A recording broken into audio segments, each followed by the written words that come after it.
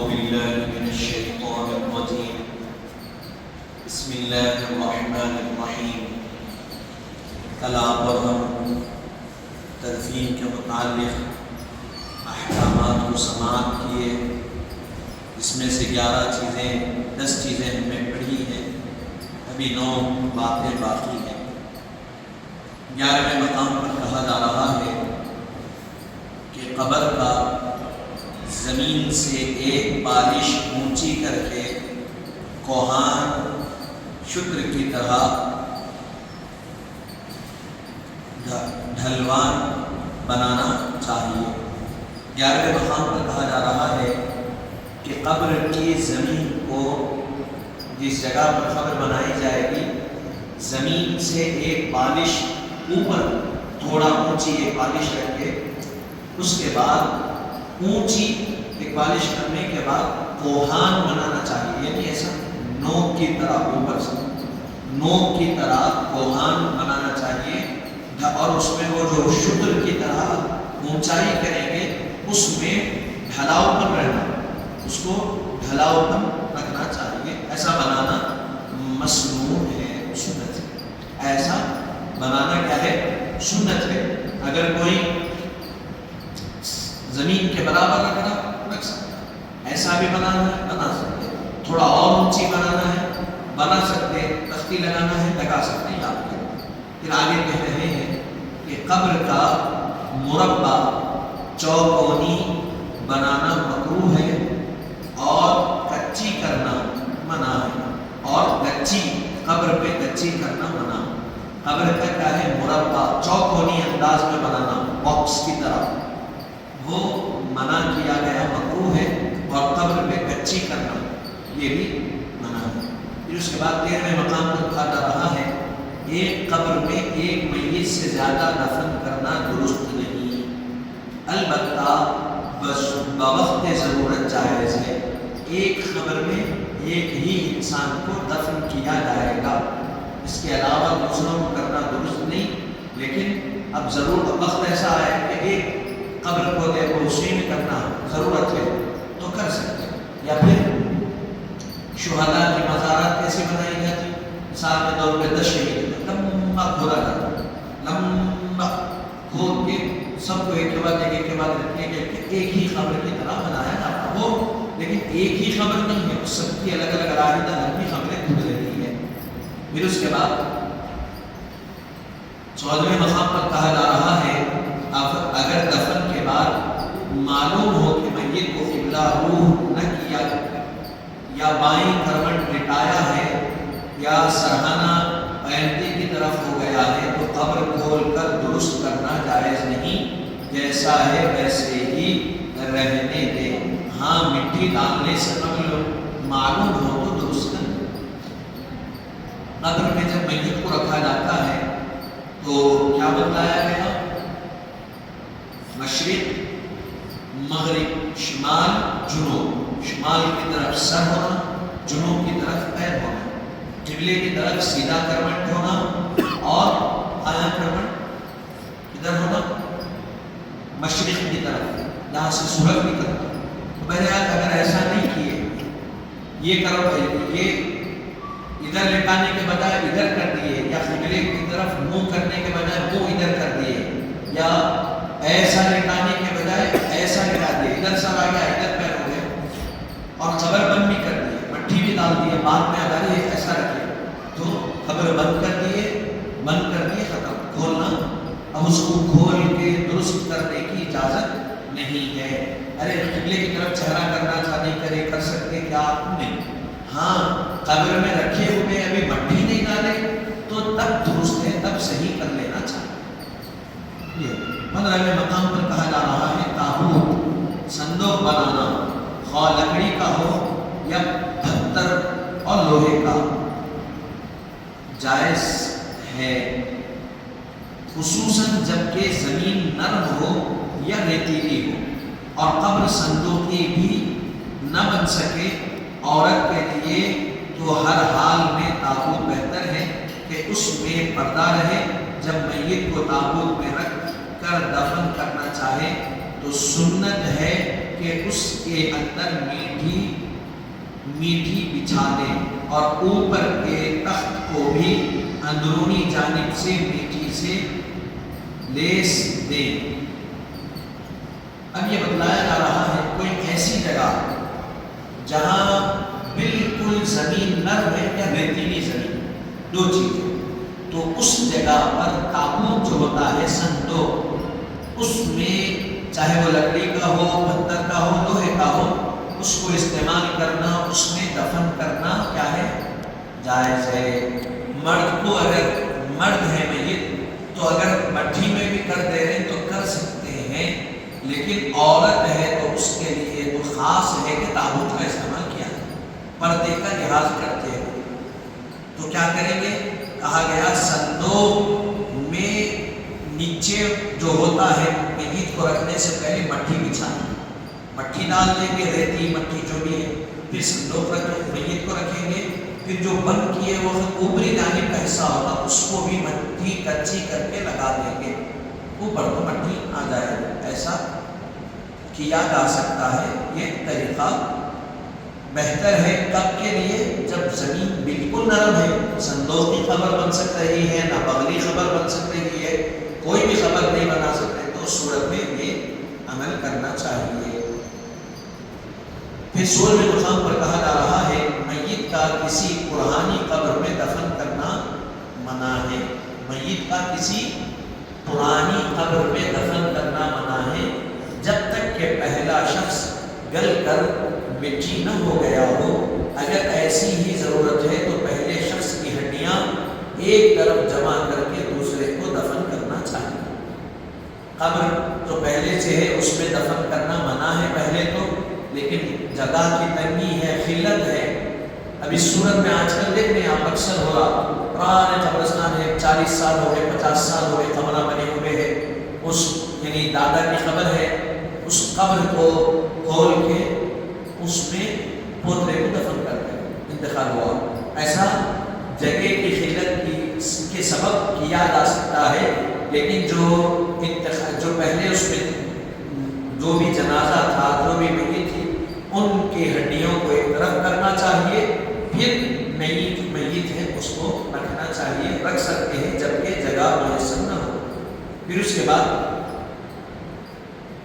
17ویں مقام پر کہا جا رہا ہے اگر جمعہ سے پہلے انتقال ہوا ہو تو میت کو جمعہ کے انتظار میں روکنا مکروہ ہے۔ اگر جمعہ سے پہلے انتقال ہوا میت کا تو جمعہ کے انتظار میں میت کو روکنا مکروہ ہے، اللہ کو ایسا کرنا ناپسند ہے۔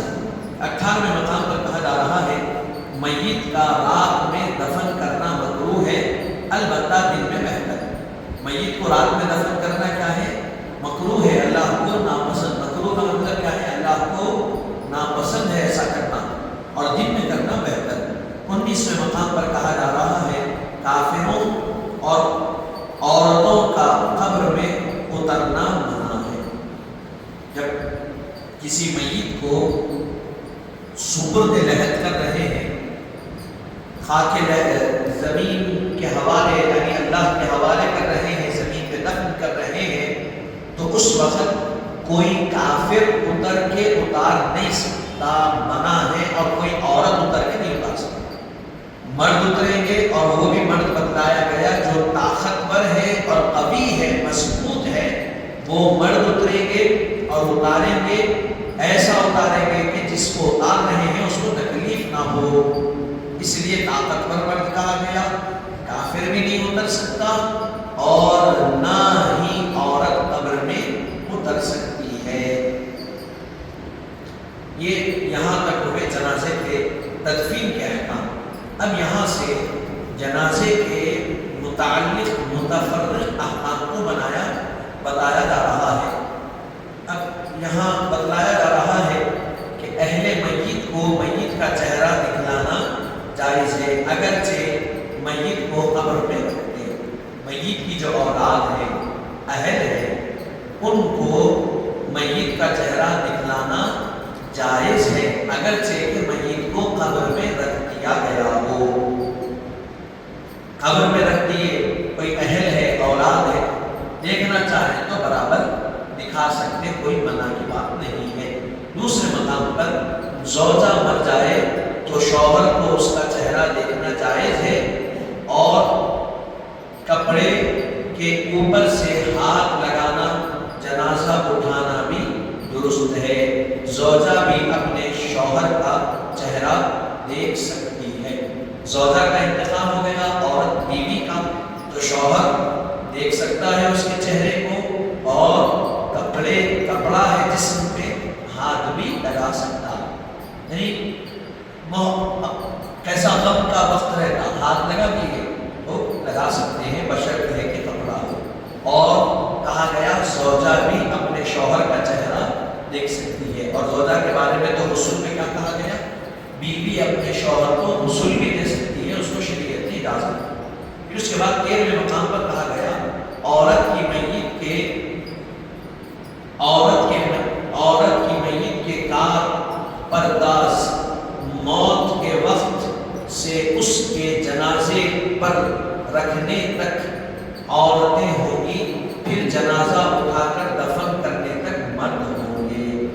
عورت کا انتقال ہو گیا تو وہاں سے جنازے میں رکھنے تک عورت کا ہر کام، یعنی غسل دینا، کپڑے کفن پہنانا، کپڑے اتارنا، غسل دینا، کفن پہنانا، جنازے میں رکھنا، یہ ساری عورت کے لیے عورتیں کرے گی۔ جنازے میں رکھ دینے کے بعد جنازے کو لے کر جانا، پھر قبر میں اتارنا، یہ مرد کی ذمہ ہے۔ اس سے پہلے کوئی چیز مرد کی ذمہ نہیں ہے۔ پھر اس کے بعد آگے کہا جا رہا ہے 4تھے مقام پر عورت کا جنازے کے ہمراہ چلنا، یا قبر پر جانا، یا میت کو قبر میں اتارنا، اگرچہ کہ میت عورت کی ہو منع۔ عورت کا جنازے کے ساتھ چلنا بھی منع ہے، قبر پر جانا بھی منع ہے، اور قبر میں اتارنا بھی منع ہے، اگرچہ کہ میت عورت کی کیوں نہ۔ مثال کے طور پہ کوئی بیٹی ہے، ماں کا انتقال ہو گیا، اپنے چاہیے جنازے کے ساتھ جانا نہیں، قبر کے پاس جانا نہیں، قبر میں اترنا نہیں۔ پھر اس کے بعد 5ویں مقام پر کہا جا رہا ہے اگر کوئی حاملہ عورت مر جائے تو اس کے پیٹ میں بچہ زندہ معلوم ہو تو پیٹ کاٹ کر بچے کو نکال لیا جائے، اور اگر بچہ زندہ نہ ہو تو پھر پیٹ چاک کرنا یا کسی جاہلانہ رسم کو عمل میں لانا منع ہے۔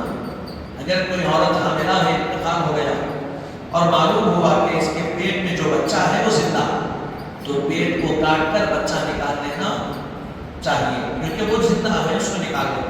لیکن معلوم ہوا کہ جو اندر بچہ ہے وہ بھی انتقال ہو گیا، تو دونوں کا انتقال ہو گیا، تو دونوں کو اسی انداز میں رکھیں، کوئی جاہلانہ رسم کر کے کاٹ کے نکال کے یا دواخانوں میں لے جا کے مشین کے ذریعے کسی کے ذریعے، اس کی اجازت نہیں۔ چلے گئے، اس میں اب کوئی ضرورت کی بات نہیں۔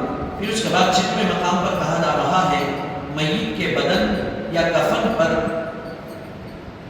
کافور یا سیاہی سے کچھ لکھنا یا کوئی چیز لکھ کر قبر یا کفن میں رکھنا نہیں چاہیے، البتہ بغیر سیاہی کے انگلی سے پیشانی پر بسم اللہ الرحمن الرحیم اور سینے پر لا الہ الا اللہ محمد رسول اللہ لکھنا جائز ہے۔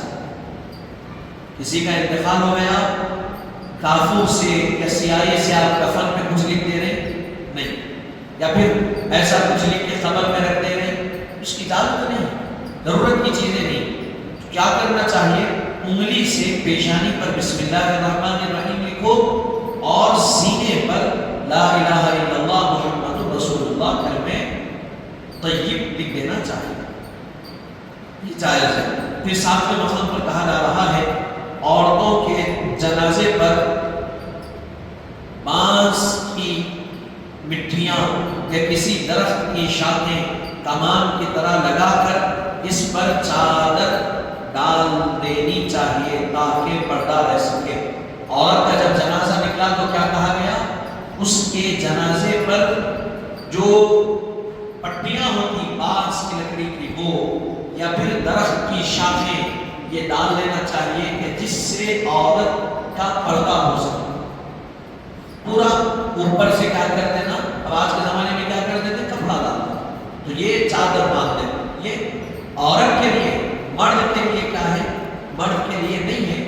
کو تخت پہ لے جانے کا حکم ہے. جنازے میں ڈولے میں بھی ڈولے میں جو لے کے جاتی ہے خواتین کے لیے اوپر سے رکھ کے پورا ڈھانپ کے. لیکن اب رواج چل رہا, عمل ہو گیا کوئی بری بات نہیں کر سکتے کر پورا. لیکن اصل طریقہ کیا ہے؟ تخت پہ لکڑیاں لگا کے تخت پہ لٹا کر کھلا لے جانا مرد کو. یعنی کفن تو رہے گا, اس کے اوپر کچھ نہیں, بس جسم رہے گا. ایسے انداز میں مرد کو لے جانا چاہیے اور عورت کو پورا ڈھانپ کر چھپا کر نظروں سے بچاتے ہوئے پردہ کراتے ہوئے لے جانا چاہیے. 8ویں مقام پر کہا جا رہا ہے جنازے کے ساتھ آگ کی کسی قسم کی کوئی چیز لے جانا مکروہ ہے. اس کی وضاحت میں لکھ رہے ہیں مثلا جلتی ہوئی عوددان ہے یا اگربتیاں ہیں, یہ جنازے کے ساتھ لے جانا منع. جنازہ چل رہا, جنازے کے ساتھ ہاتھ میں عوددان پکڑے ہوئے ہیں, جنازہ چل رہا, اگربتیاں لگائے ہوئے, اس سے منع کیا. ہاں قبر کے پاس آپ لگانا چاہ رہے ہیں خوشبو کے لیے لگائیے, لیکن جنازے کے ساتھ لے جانا منع, کیونکہ آپ دیکھتے ہیں کون لے کے جاتے ہیں.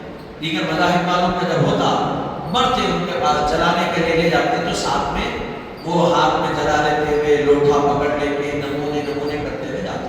وہ ان کا طریقہ وہ کر رہے ہیں, وہ ان کا مذہب ہے, ان کا طریقہ ہے, ان کو اچھا لگتا وہ کر رہے ہیں. لیکن ہمارا دین, ہمارا جو رہبری کرا وہ ہم کو کرنا, یہ ہمارا دین ہم کو یہ رہبری کرا. قبرستان جانے سے عورتوں کو روکا, کس وقت انتقال کر بعد میں لے جانا چاہیے. قبرستان کو جانا چاہیے, کیوں؟ اس لیے کہ قبرستان کو جانے سے انسان کے دل میں دنیا کی محبت مرتی ہے, ختم ہوتی. قبر کو دیکھنے سے کیا ہوتا؟ قبر کو کیوں جائے؟ قبر کو دیکھنے کا مقصد کیا ہے؟ نمائش کے لیے نہیں جا رہے, تفریح کے لیے نہیں جا رہے, کس کی قبر کیسی بنی دیکھنے نہیں جا رہے. قبر کو دیکھنے کا مقصد یہ ہے آج جیسے میرے والد گئے, آج جیسے میرے بڑے چلے گئے, کل مجھے بھی جانا, میں کیا تیاری کر رہا ہوں اس کی. دنیا جو قبر کو دیکھتا ہے بار بار اس کا دل دنیا میں نہیں لگتا. اسی لیے حضرت بہلول دانا کے واقعات, کہاں رہتے تھے آپ؟ قبرستان میں رہتے تھے, قبروں میں رہتے تھے. لوگوں نے پوچھا حضرت کیوں رہتے؟ بادشاہ وقت خلیفہ ہارون رشید آپ کا مرید, ہارون رشید کی بیوی زبیدہ ملکہ آپ کی مرید, اس کے بیٹے مامون رشید آپ کے مرید, آپ پوری دنیا آپ کی مرید, اور آپ چاہے تو بادشاہ کے محل میں عیش و آرام سے رہ سکتے, آپ قبرستان میں رہ رہے. حضرت بولے میں ایک فلسفے پہ غور کرا, میں قبرستان میں جب سے رہ رہا ہوں میں ایک چیز دیکھا کہ تمہاری آبادی کے لوگ یہاں آ رہے ہیں, لیکن یہاں سے کوئی نکل کر تمہاری طرف نہیں آتا. تمہارے پاس جو لوگ ہیں وہاں سے ایک کر کے سب میرے پاس آ رہے, لیکن میرے پاس سے نکل کے کوئی تمہارے پاس آ رہا نہیں آ رہا. تو بولے تمہاری آبادی ہے یا یہ آبادی تمہارا جو رہنا ہے وہ آبادی نہیں ہے, اصل وہ زندگی ختم, اصل یہ زندگی یہاں رہتا, اس کی فکر کے لیے رہتا.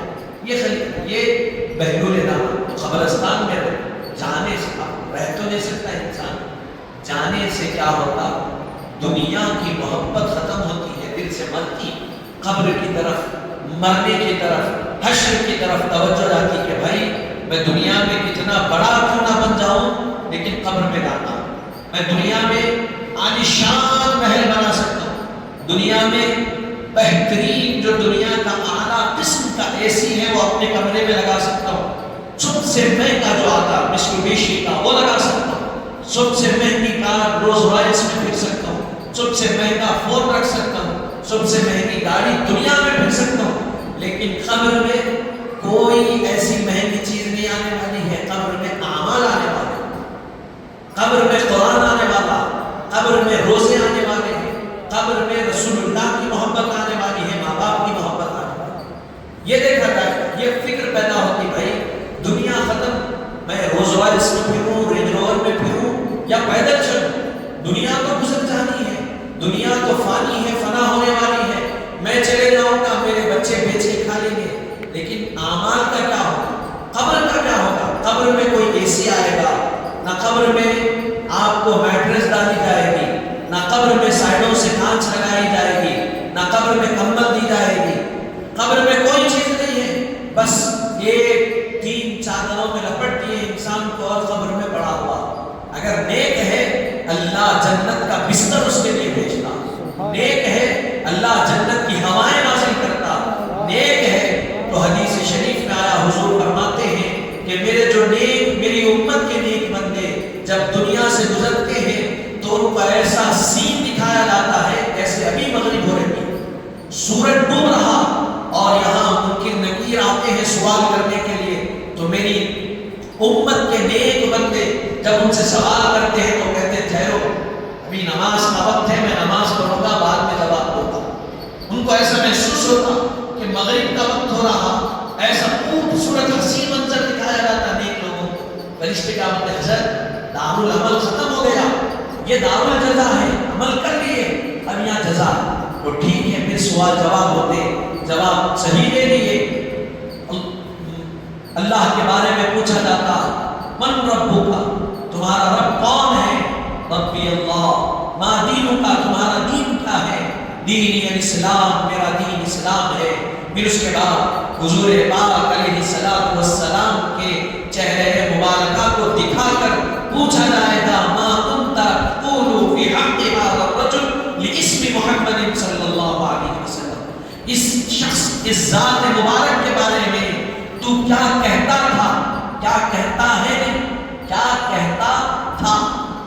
اللہ کے بارے میں پوچھا گیا تمہارا رب کون, تمہارا دین کیا, کہہ دیا. حضور کو دکھایا جائے گا اور پوچھا جائے گا کہ اس ذات والا کے بارے میں تو کیا کہتا تھا, کب زمین پر جب تھا, اپنی طرح ہے کہتا تھا یا ساری کائنات میں اعلیٰ مانتا تھا, اپنی طرح سمجھتا تھا یا اللہ کے بعد سب سے اعلیٰ و افضل سمجھتا تھا, اپنی طرح سمجھتا تھا تو لے اب تیرے لیے عذاب ہے, اور کہتا تھا وہ نبیوں میں رحمت لقب پانے والے, مرادے غریبوں کی بر لانے والے. اگر ایسا کہتا تھا سب سے اولا و اعلیٰ ہمارا نبی, دونوں عالم کا دولہا ہمارا نبی, تو کہا گیا کہ تو ان کو دولہا کہتا تھا, سو جا دلہن کی طرح تیری قبر کو اللہ تعالیٰ سجا رہا ہے جنت کے نعمتوں سے, جنت کے بستر سے, جنت کے پھولوں سے, جنت کی خوشبو سے. ایک دولہے کا بستر سجایا جاتا ہے, پھول لگائے جاتے ہیں, خوشبو لگائی جاتی ہے کہ نیا دلہا دلہن سونے والے ہیں.